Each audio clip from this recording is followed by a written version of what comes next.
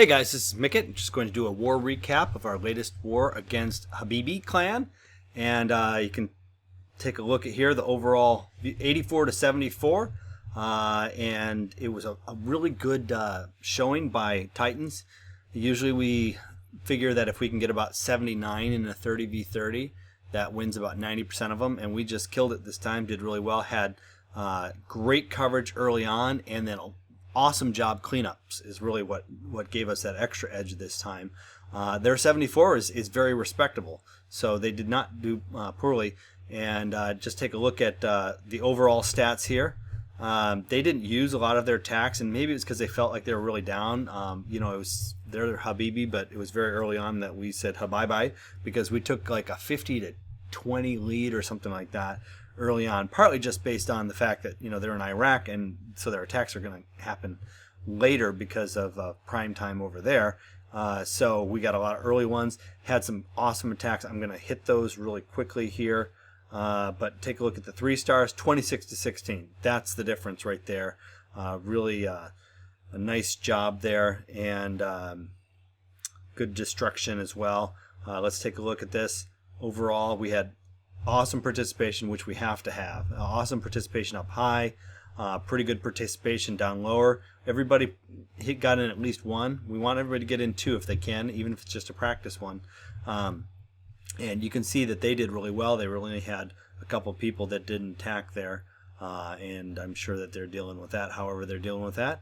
Let me cover a few things first. I have like 4 different ones or so that I like to show this time, maybe even more. I'm going to have to kind of zip through them.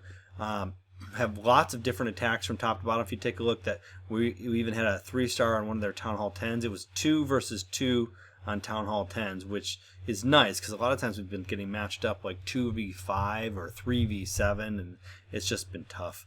All right, so taking a look at that, we really did a good job of clearing a lot of these things, and especially in the middle early on really helped quite a bit. Of course, down low, like usual, we need to have those 3 stars. Really well done. I think the first one I'm going to cover is Sammy's, because this is a 3-star in a Town Hall 10, and that's not easy to do, even as a Town Hall 10. So let's take a look at this one. All right, so basically he goes in, he has a bunch of earthquake spells. I'm trying to remember, he drops them, I think right there. Yeah, okay, so he drops these, and that basically just, you drop 4 of those, it'll take down any walls, whatever level. And I'm not sure why he waits to drop them all, but you can drop them all at the same time, you don't have to wait. And then that just opens up the entire core. You can see how much of this is open. You've got a huge space. He's coming in with the golems, and it's a giant in there in the CC, and then his wizards are coming behind here. Now these level 6 wizards are just awesome at clearing junk buildings. But he's got his golems out there tanking, taking a lot of damage, and he has, fortunately, everything's brought behind to be able to get into those CC troops. However, because he has a free spell, he drops that on the CC troop. He throws in there long enough for Archer Queen to catch up there.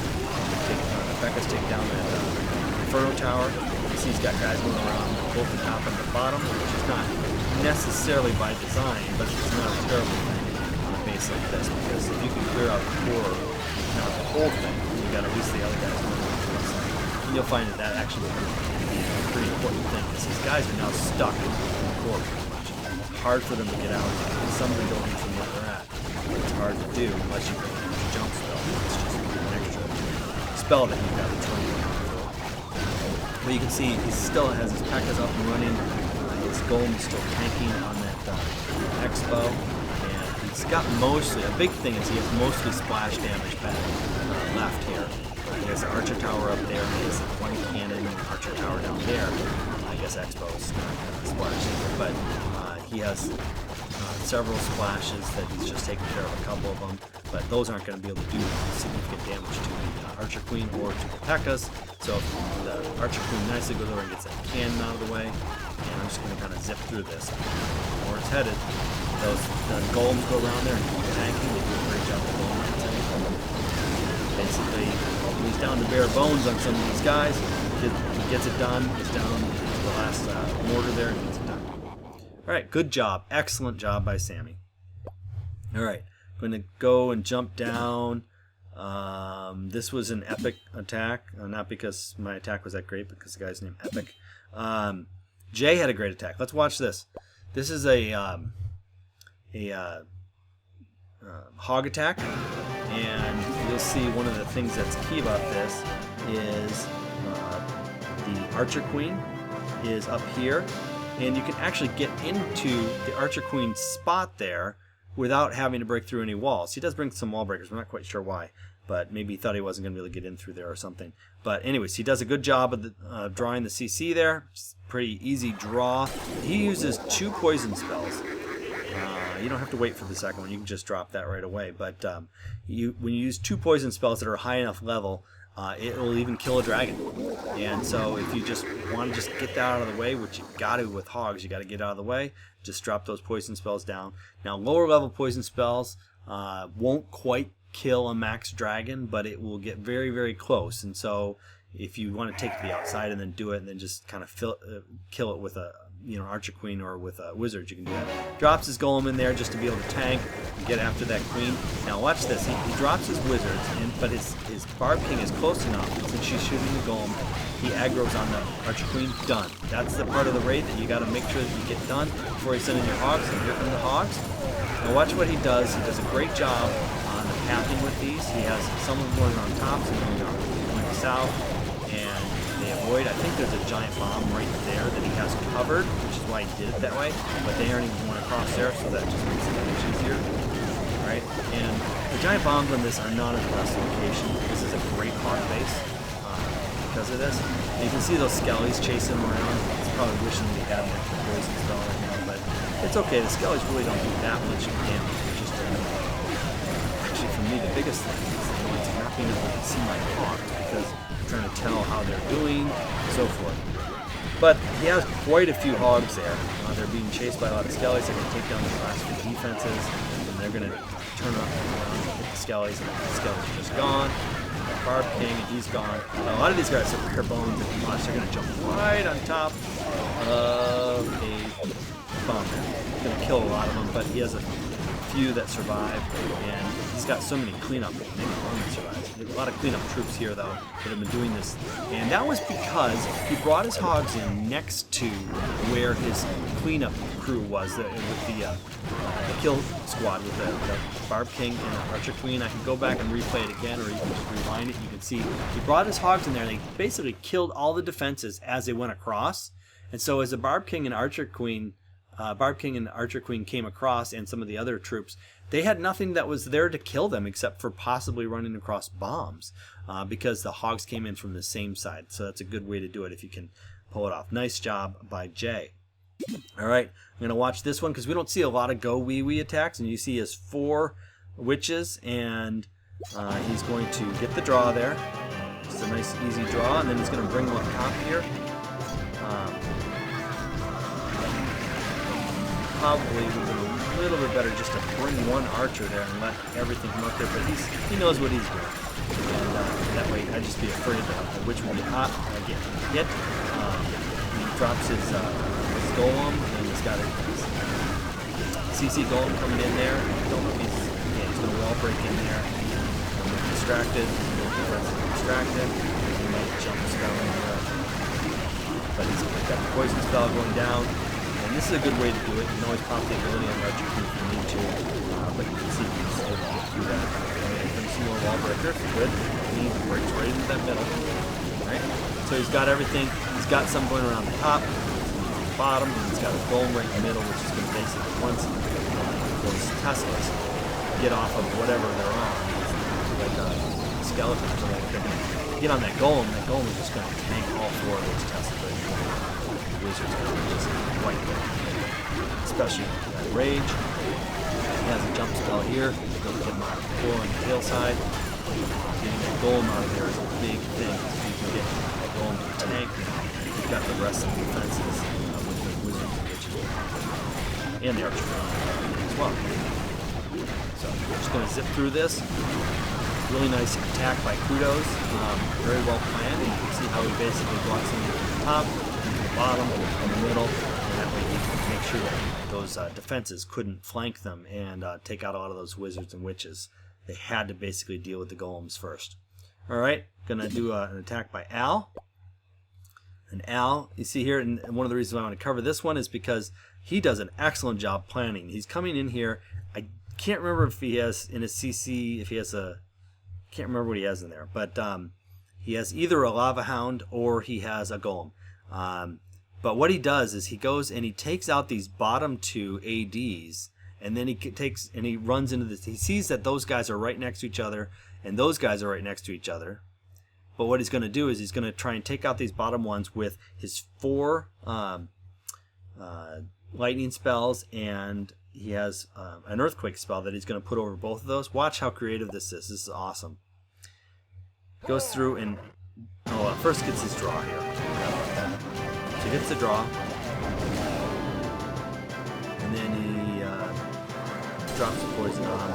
Lets him kind of stew on that one for a little while. All right, and then he's going to bring those guys up top there. Okay, there go the lightning spells. 2 more lightning spells, and then here goes. He doesn't even need the earthquake because they were able to cross across each other. Anyways, that kind of surprised him, probably.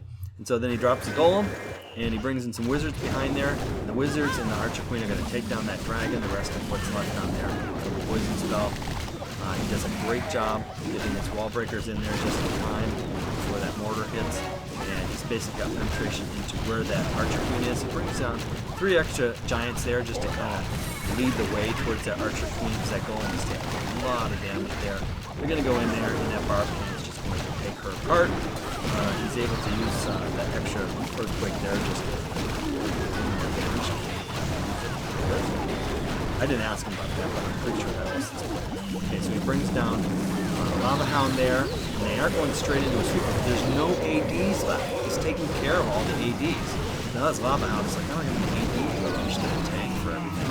Then he brings in the rest of his balloon parade there, and they're cutting across there. They're just going to wipe everything out. Now, because the air sweeper are a little slower, until the wizards can get over to that, I don't think they quite take it out, but close. But he's just got too many balloons, and he still has that hound alive. You actually want the hound to pop at some point here, because you want to be able to have those lava pops come out, but you want to hopefully want to have that happen after you've taken one of those fences out there. So the biggest threat right now, honestly, is that wizard tower, because it can take down whole masses of balloons at once, but he has them coming in from a couple different directions, and that's going to distract the wizard tower long enough. He's just got too many balloons coming in. He's just going to wipe out that wizard tower, and then the archer tower right after it, and then it's just all leftover troops. Those pops are awesome. Nothing left on the screen, just kind of zipping through it. Nice job by Al with a very inventive attack. Alright, so let's move on. I'm going to try and hit, I think, one more. Where was the one I wanted to hit? Snow had an excellent attack. You had a good attack. Nordy always has Mashu. I think I'm going to go down and drop into a dragon attack here. Maybe take like Kaine, I think, had a really super drooster, had an excellent attack. I'm going to take a Town Hall 7, hitting a Town Hall 7. So, Cool Sam's a good one. I thought there was one up in this area. That's what it is. That's the one I wanted to do. I'm going to show this because this is just, I call it old school, but it's the triple lightning spell. As a Town Hall 7, he has 3 lightnings. He doesn't have access to the earthquake, so he can't do 2 lightning spells in earthquake. But what he's going to do is he's going to look at this. He analyzes this. He says, look, I've got my CC. I've got those 2 ADs right next to each other. He's going to take down one of those, and then which side does he attack? He attacks from the side that the air sweeper is not going to push him. See, if you attack from over here, the air sweeper will constantly be pushing him. Attack from this side, he'll take the air sweeper down, and then after that, he just has to get that one last AD. So, watch this. Triple lightning spell. You lightning spell the one that's farthest away from being able to get to it with the dragons. Drops out a dragon and his Barb King. He likes to do the Barb King thing just to kind of clear out a few buildings. It's one way to go. I think actually a good way to do it if you can get him to even tank for some of the archer tower. To be able to keep some of that heat off the dragons. But notice how he doesn't drop them all in one spot. He drops them kind of in a straight line there. I actually like to drop them outside, out, a little closer inside, and bring the middle. Because that way the buildings on the outside go down first and everything naturally funnels into the middle. This is a good way to do it too. Gets onto that AD. The AD goes down, and then it's all over. The defenses cannot take down these level 2 dragons. It's just too fast, too powerful, and it's just kind of wiping the rest of the base. One of the things I noticed is fewer bases have things in the corners now, because even though you would think with the larger space they would take advantage of that, but the extra 30 seconds has made such a big difference on being able to get to those corners that it no longer is the threat that it used to be. Anyway, it's a really nice job by Titans. A lot of good communication, a lot of good attacks from top to bottom. I'm really proud of you guys. Make sure that you like and subscribe, and go Titans.